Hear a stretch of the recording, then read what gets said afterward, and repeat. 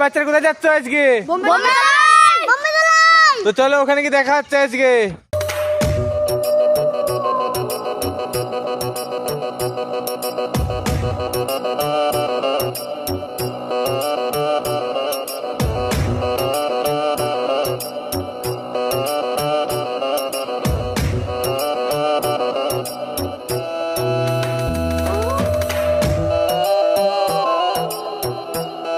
বন্ধুরা, তো আজকে চলে এসেছি সেই আমাদের পার্শ্ববর্তী এলাকায়। আমাদের যে গাটরা বাগবেড়ে আমাদের এই অঞ্চলের ভিতরে এত সুন্দর জায়গা কোথায় নেই।